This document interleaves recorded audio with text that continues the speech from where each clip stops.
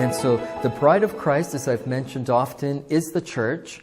We know this because among other verses, Revelation 19:8 says, "And to her was granted that she should be arrayed in fine linen, clean and white, for the fine linen is the righteousness of saints." Speaking of the bride, she's dressed in white, in white clothing, like a bride, like a virgin bride. And the Apostle Paul also wrote, as we covered earlier in 2 Corinthians 11:2, "For I am jealous over you with godly jealousy, for I have espoused you to one husband, that I may present you as a chaste virgin to Christ."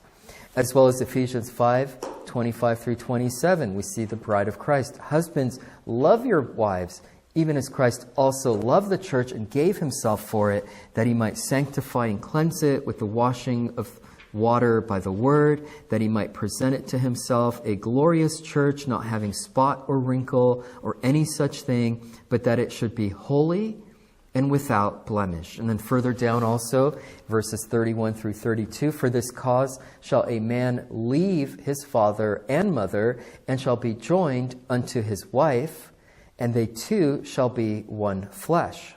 This is a great mystery, but I speak concerning Christ and the church."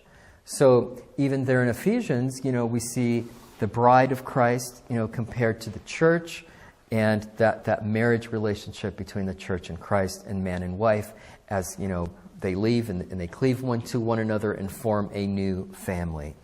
But then you might say, well, wait a minute, what about Revelation 21, which calls the city of God, the New Jerusalem, the bride of Christ?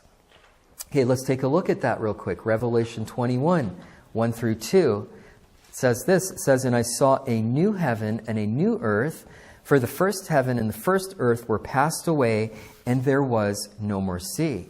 And I, John, saw the holy city, New Jerusalem, coming down from God out of heaven, prepared as a bride adorned for her husband." So there's a big debate among Christians as to the bride of Christ. Is the bride of Christ the church, or is the bride of Christ New Jerusalem, the city of God?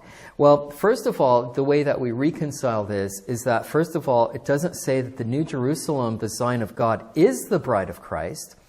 It says that she's prepared as a bride adorned for her husband. So remember we talked about, the similes that we see in the Bible, the metaphors. It's as a bride. It's not the bride.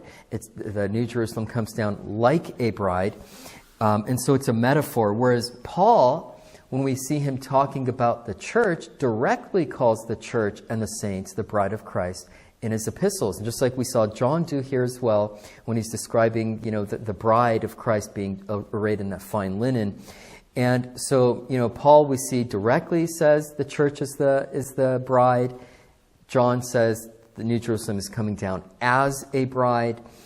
And we have to also ask the question, who populates the city of God, the New Jerusalem in heaven? But the saints, the people of God.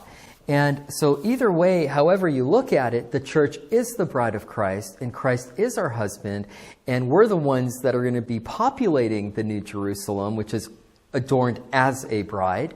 And so ultimately, we are the bride of Christ, and New Jerusalem is our habitation as the bride.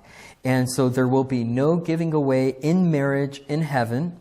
We'll be married to Christ, as other verses Jesus talks about. We'll be like the angels in heaven. There'll be no giving in marriage. And so we'll be married to Christ, to whom we are now espoused or engaged to, in essence.